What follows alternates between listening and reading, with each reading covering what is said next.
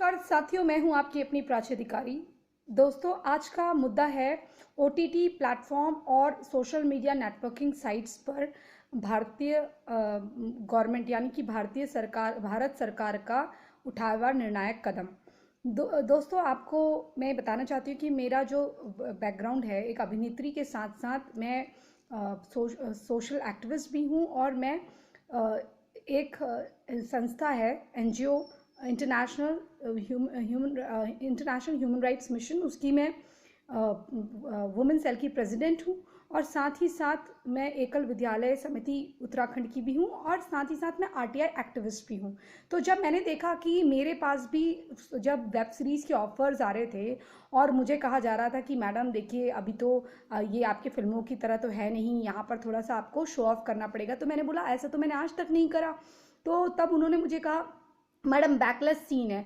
तो मैंने सोचा चलो अगर डमी यूज़ कर लिया जाए, चलो बैकलेस है तो मैं शायद स्ट्रिंग यहाँ से एक धागा बांध के यहाँ से ऐसा कर सकती हूँ अगर मेरे पास कोई वुमेन असिस्टेंट रहे, लड़की असिस्टेंट रहे।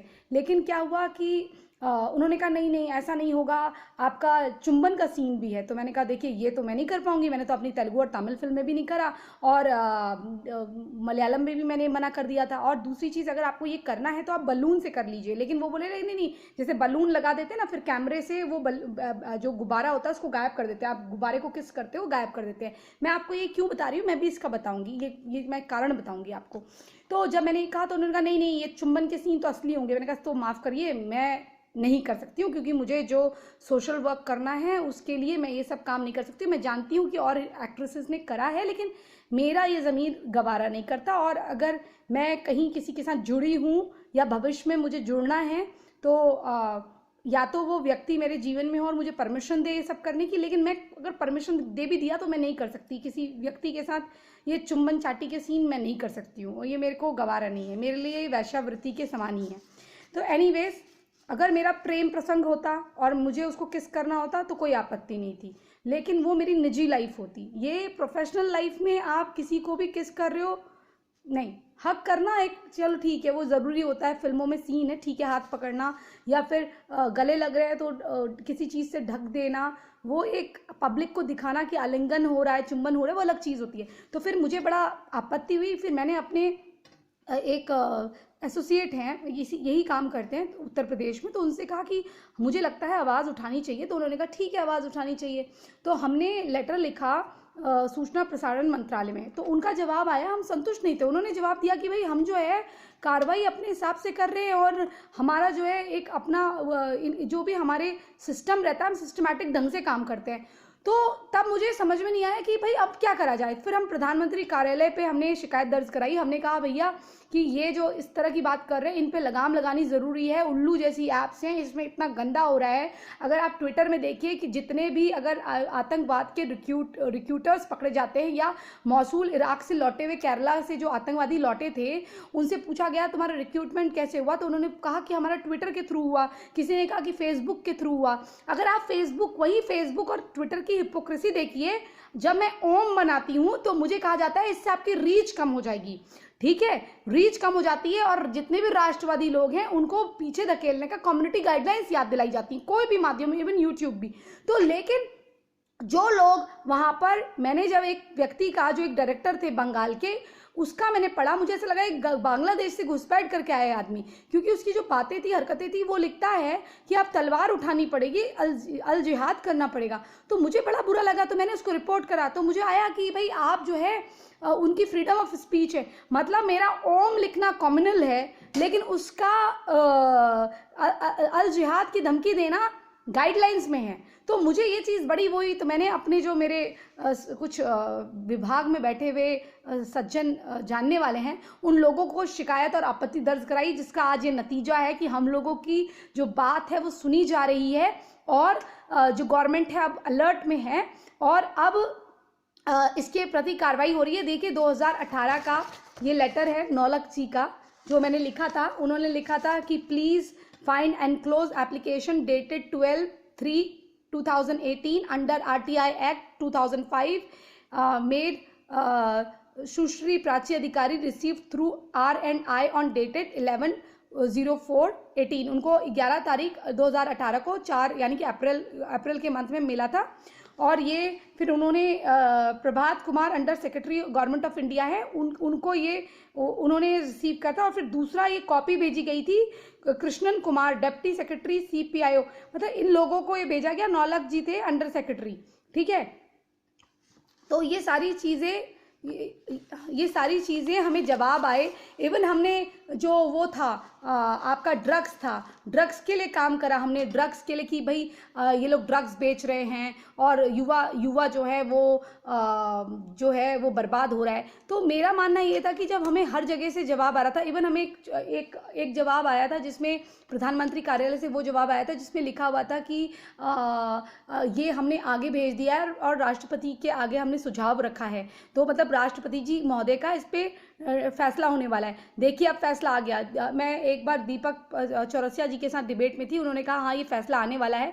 OTT प्लेटफॉर्म में और सोशल मीडिया नेटवर्किंग साइट पे ये लगाम लगानी ज़रूरी थी, क्योंकि जब हम ड्रग्स की बात करते हैं या OTT प्लेटफॉर्म्स की बात करते हैं, सूचना प्रसारण मंत्रालय की बात करते हैं, तो हम ये चाहते हैं कि जिस प्रकार से फिल्मों में एक सेंसर होता है और हेल्थ डिपार्टमेंट में एक गाइडलाइन होती है कि ये चीज़ें हानिकारक है और ये चीज़ें हानिकारक नहीं है, वैसे ही आपके फिल्मों में होता है कि सेंसर बोर्ड आपत्ति दर्ज कराता है कोई सीन अगर गलत है। वैसे ही OTT प्लेटफॉर्म और सोशल मीडिया जो साइट थी उन पे भी एक लगाम लगानी ज़रूरी थी, क्योंकि एक तरफ तो आपका दुगल्लापन चल रहा है कि आप किसी भी आतंकवादी रिक्रूटर को आज़ादी दे रहे हैं, लेकिन आप वहीं पर अगर हमारी धार्मिक चीज़, एक हमारे एंकर मित्र थे वो हम लोग लाइव कर रहे थे बारी बारी से हमारा राम के चरित्र के बारे में या रामायण के चरित्र के बारे में हमें बोलना था। जब उनकी बोलने की बारी आई तो पीछे उनके हनुमान चालीसा का पाठ चल रहा था तो उसे इन्होंने म्यूट कर दिया। तो इस तरह का दुगल्लापन, क्या आप किसी बाइबल से रिलेटेड किसी सॉन्ग को वो कर सकते हैं? क्या आप अजान को रोकते हैं? नहीं। तो आप एक धर्म के प्रति इतनी नफरत क्यों दिखाते हैं? आप यहाँ से एडवर्टाइजमेंट का पैसा कमाते हैं, सब कुछ कमाते हैं, हम जैसे एक्टर से प्रमोशन का पैसा लेते हैं, लेकिन जब आप हमारा पेज बंद करते हैं तो अगर आप 2 साल बाद हमारा पेज बंद कर रहे हैं तो आपको चाहिए, भारत सरकार को चाहिए कि हमारा विद इंटरेस्ट वो पैसा जितना हमने उनके एडवर्टाइजमेंट में खर्च करा था, या मान लीजिए 1 लाख रुपए खर्च करा था, तो 1 लाख का हमको विद इंटरेस्ट डबल टाइम यानी कि 2 लाख रुपए 3 लाख रुपए उन्होंने दिलाना चाहिए। क्योंकि ऐसे तो तुम्हारा बड़ा अच्छा है, तुमने एडवर्टाइजमेंट कराया, हमने अपने आप को प्रमोट कराया, उसके बाद तुमने जो है हमारे जो पैसे हैं वो मिट्टी में मिला दिए, क्योंकि तुम्हें हमारी कहीं भी कोई बात पसंद नहीं आई, लेकिन धर्मांध की तुम्हें बात खूब पसंद आ गई जो तुम्हारे एजेंडे को सूट करते हैं। और एक मेरा सरकार को एक और सजेशन है, जैसे सरकार कह रही है अब कि अब जो नियम बनेगा उसमें जो आदमी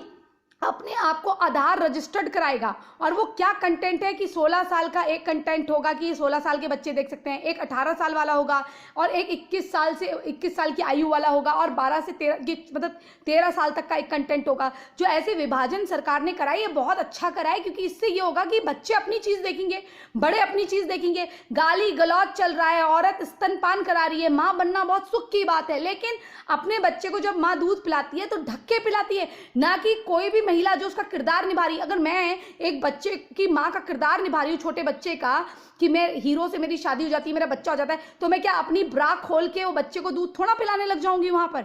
वो खाली मुझे एक्ट करना है, ऐसे यूं करके उसको लगाना है और ढक देना है कि पब्लिक को पता चल जाएगा। कोई पब्लिक ऐसा एक्सपेक्ट थोड़ा करती है, ये तो पब्लिक की एक्सपेक्टेशन आप बढ़ाते हैं। पब्लिक ये थोड़ा कहती है कि हीरोइन अपना नंग होकर अपने स्तनपान कराने लग जाए, ऐसे तो असली में वो माँ बन जाएगी। कल को आप कहेंगे असली में ही तुम प्रेग्नेंट हो जाओ, असली में संभोग कर लो, ऐसे थोड़ी ना होता है। जो चीज एक्टिंग है, एक्टिंग इस तरह से करिए कि रियल लगिए, लेकिन आपको कोई मुंह में मुंह डालने को नहीं बोल रहा है, क्योंकि सारी चीजें आजकल कंप्यूटर से हो जाती हैं, किसिंग सीन कंप्यूटर से हो जाते हैं, या फिर आप बालों को यूं ढक देते हैं और उस लड़का यहाँ देख रहा होता है तो ऐसा लगता है कि चुंबन कर रहा है।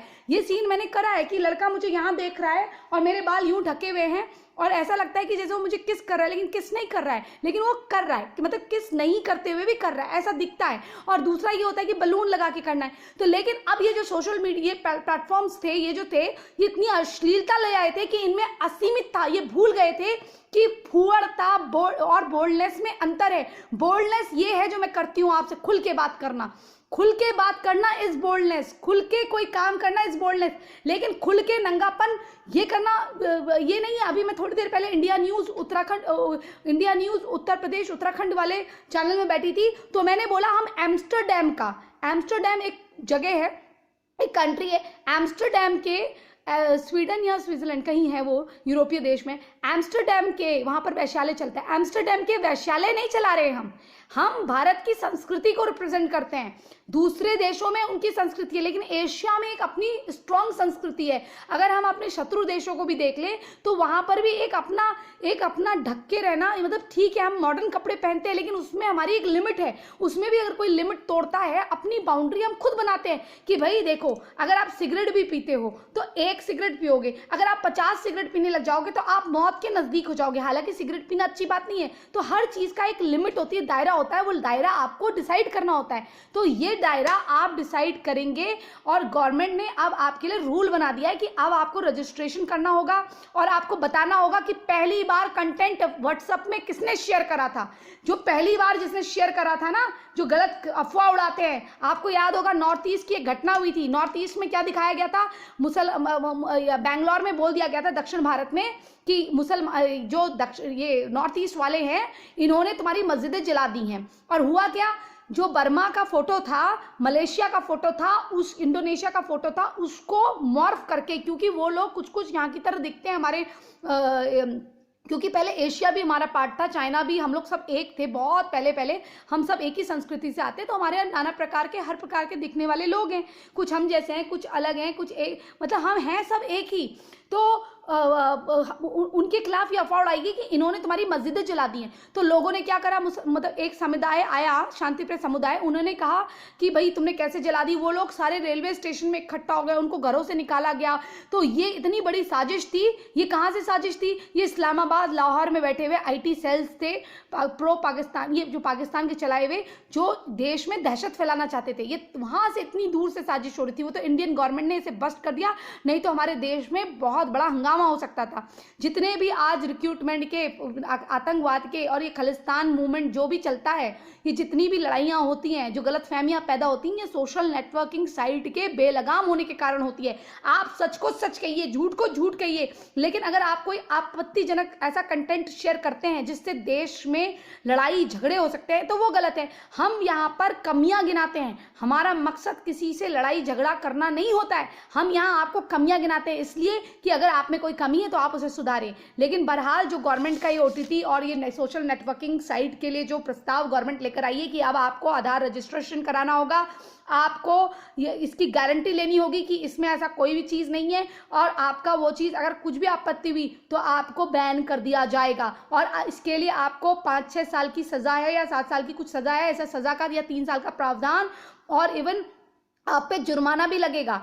और ये इसलिए ज़रूरी है क्योंकि आप जो लड़कियों का शोषण कर रहे थे, वो जो नई नई लड़कियां थी जिनके पास पैसा नहीं था, हर कोई, मैंने 10 बार कहा है, हमारी तरह सक्षम परिवार से नहीं होता या एजुकेशन पूरी नहीं होती है कि वो अपने पैरों पर खड़े होकर या कुछ दूसरे कार्य कर सकें। कुछ लड़कियां ऐसी भी आती हैं जो हाई स्कूल होती हैं, जो आगे पढ़ाई नहीं करी होती है, उनको लगता है कि इस काम के अलावा और कोई काम मैं नहीं कर सकती हूँ, कोई ऑप्शन चेंज नहीं कर सकती है, इसलिए उन लड़कियों का शोषण होता है। उनसे इस प्रकार ऑन एयर वेश्यावृत्ति टाइप की कराई जाती है। फिर ये लड़कियां इतनी मजबूर हो जाती हैं कि इनको लगता है अगर मैं अब अपने प्रोडक्शन के खिलाफ बोलूँगी तो क्या होगा। तो ये एक पर्टिकुलर माइंडसेट से देश के जितने भी देश के अपोजिशन में या देश के विरुद्ध जितने भी कार्य होते हैं, फिर ये उस पर हामी भरने लग जाती हैं। आपको पता होगा स्वरा भास्कर जो बहन जी हैं, वो भी इसी टाइप की हैं। उनको भी कहीं काम नहीं मिलता तो उटपटांग चीज़ें कर लेती है। अगर आप होटल और स्वरा भास्कर टाइप करेंगे तो आपको उनकी एक मूवी दिखेगी, आपको उनका चेहरा दिखाई देगा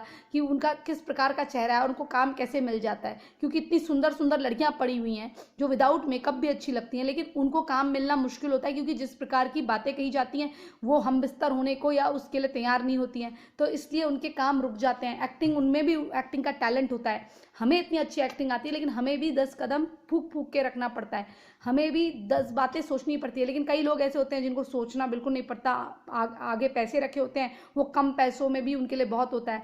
हमें अपनी एक्टिंग के पैसे चाहिए, ना कि इस तरह के गंदे कार्य के। इससे तो अच्छा भैया किसी अच्छे लड़के से शादी करके घर बैठ जाओ, वहाँ रोटी पकाओ, इस प्रकार के काम करने से अच्छा।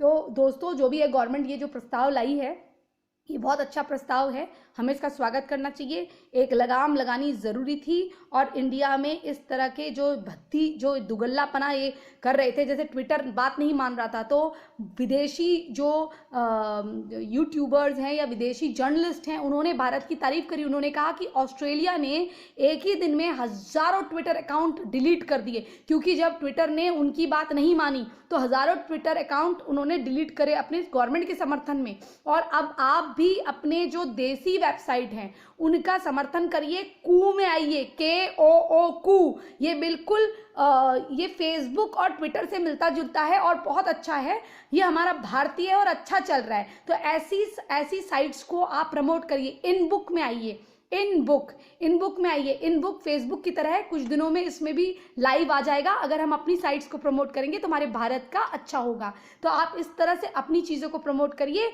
और इनको धीरे धीरे साइडलाइन करिए, क्योंकि ये विदेशी हैं, कभी भी ये सोचते हैं कि हमारे देश में इनका कानून चलेगा। ये सोशल नेटवर्किंग साइट से जीवन नहीं चलता है, जीवन चलता है असल जिंदगी से। और ये सोशल जो साइट्स हैं, ये अगर तबाह करने का काम कर रही है, लड़ाई झगड़े लगा रही हैं और समाज के बीच में खाइयाँ पैदा कर रही है, तो ऐसी सोशल साइट नहीं चाहिए हमें। हम यूट्यूब में वीडियो बनाते हैं, कोई कमी होती है, कोई मजाक होता है, उससे हम रिलेटेड बात करते हैं, पर इसका मतलब ये नहीं कि हम देश को तोड़ने का या अपने लोगों से नफरत करते हैं, ऐसा बिल्कुल नहीं है। तो दोस्तों, ये आपके लिए मैं खुशखबरी लेकर आई और मुझे यकीन है कि आपको भी इससे सहूलियत मिलेगी, क्योंकि जो लोग गाली गलौज करते हैं, अब उनका भी क्या होगा। जितने भी मेरे भाई यहाँ पर हैं वो गाली देके जाते हैं, तो अगली बार से याद रखिएगा, अब आप सेंसर्ड हो जाएंगे। अगर आपने गाली दी तो जब मैं आपकी पुलिस कंप्लेन करूंगी तो एक ऐसा नहीं होगा कि अगर आप मुझे फॉल्स रिपोर्ट करते हैं तो कारण बताना होगा आपने। आप खाली हेट स्पीच कह के कोई भी यूट्यूब या ट्विटर बच नहीं सकता है, उसे बताना होगा कि किसको हेट स्पीच लगी। और 2 वीडियो में मैं अगर कंपैरिजन दिखाऊंगी कि इस आदमी ने ये वीडियो डाला है और मैंने ये लिखा है, इसका ये कमेंट है, तो कंपैरिजन होगा। और दूसरी चीज, आपको ये बताना होगा कि क्यों, किसके कहने पर। तो आपके IP एड्रेस एंड प्लस आपका जो सारी चीजें ट्रेस होंगी, ट्रेस होने के बाद अगर आपका कुछ नहीं निकला तो यूट्यूब से भी और इन सारी चीजों से सवाल होगा कि आपने बिना किसी तथ्य के कर कैसे दिया और तुम्हें क्या खुजली थी कि तुमने रिपोर्ट कर दिया। जिस प्रकार से यहाँ पर कुछ लोग ऐसे होते हैं, यूट्यूबर्स में भी कुछ लोग ऐसे होते हैं कि उनका मकसद पैसे कमाना होता है और दूसरे का अगर कुछ अच्छा काम हो रहा हो तो उसका काम बिगाड़ने के लिए अपने सुख से सुखी नहीं है, दूसरे के दूसरे के सुख से दुखी हैं। यहाँ पर मैंने कई लोग ऐसे देखे हैं जो आते हैं, उनके बड़े चैनल चल रहे होते हैं, खूब गाली गलौज देते हैं और लोगों से आपके वीडियोस रिपोर्ट करवाते हैं और लोगों से अंटशन करवाते हैं। वो तो मुझे लेटर आ जाते हैं, खैर मेरे पास अपना लॉयर है और वो हैंडल कर लेगा सारी चीज़ें, क्योंकि मेरा एक भी चीज़ ऐसा हेट कंटेंट नहीं है। जो भी बातें मैं करती हूँ वो एक प्रैक्टिकल बातें होती हैं और मेरे सामने का होता है। मैं तो तथ्य लाके दिखा दूंगी, मैं जज के पास रिकॉर्डिंग दिखाऊंगी कि ऐसी रिकॉर्डिंग्स ये मस्जिद से या किसी चीज़ से जो आई हैं, ये रिकॉर्डिंग है, ये है, तो ये आदमी हेट स्पीचर है कि हम हेट स्पीचर है, ये बताइए। तो मुझ पे उंगली लगाने से पहले 10 बार सोचना। अब तुम्हारी खैर नहीं। जो फॉल्स रिपोर्टिंग और फॉल्स जो राष्ट्रवादी लोग हैं, राष्ट्रवाद यानी कि राष्ट्र से प्रेम करने वाले लोग हैं, उनको जो फॉल्स रिपोर्ट करते हैं, अब उनकी खैर नहीं। और दोस्तों, मैं जितने भी मेरे सनातनी भाई हैं और भारत को प्रेम करने वाले किसी अन्य समुदाय के लोग भी हैं अगर, और जो सच्चाई सुनने की हिम्मत रखते हैं, जो अच्छा क्रिटिसिज्म लेने की जिनकी हैसियत है, वो कृपया हमारे चैनल को सब्सक्राइब करें और हमारे वीडियोस को लाइक करें, कमेंट करें। आपका एक लाइक, एक शेयर, एक सब्सक्राइब हमें हिम्मत देता है आगे चलकर दूसरे अन्य मुद्दों को भी उठाने का। दोस्तों, मैंने एक चीज़ सोची है, क्यों ना हम केवल जो हम लोगों के विषय में बात करते हैं, हम अपने लोगों को जन जागृत करने का भी काम करें। और दूसरी चीज़, दूसरों की बुराइयों से अच्छा है कि हम अपने अंदर की बुराइयां भी देखें, कि हम अपने सनातनियों को ये बताएं कि हम में क्या कमी है। और एक चीज़ और, हम ये भी बताएं कि अगर कोई मानवीय आधार पर किसी के साथ कुछ गलत हो रहा है तो उन मुद्दों को भी हम लेकर आएँ, क्योंकि आप जानते हैं कि मैं ह्यूमन राइट एक्टिविस्ट भी हूँ। तो मैं वाली एक्टिविस्ट नहीं हूँ जो एक ही समुदाय के एक्टिविज्म करती हैं। मैं सारी चीज़ों को बारीकी से रखती हूँ धरातल पे, और सबकी प्रॉब्लम सुनती हूँ और उसी संदर्भ में मैं काम करती हूँ। तो मैं चाहूँगी कि आगे मैं ऐसे वीडियोस भी लेकर आऊँ जिसमें मैं हर जन की बात करूँ, और अगर किसी की कोई सोशल समस्या है तो उसको भी मैं डिस्कस करूँ। इसी संदेश के साथ मैं प्राची अधिकारी ये उम्मीद रखते हुए कि आप हमारा साथ देंगे, हमें सहयोग करते रहेंगे, हमारे चैनल को सब्सक्राइब करते रहेंगे, हमें लाइक और शेयर करेंगे, कमेंट भी करेंगे ये बताने के लिए कि क्या चीज़ हमें और मुद्दे लाने चाहिए। और प्लीज़ जो भी मुद्दे हमें लाने हैं उसके विषय में साफ साफ लिखिए, ताकि हम आपसे कनेक्ट हो पाए। और हम अपना ईमेल एड्रेस भी वहाँ पर छोड़ देंगे।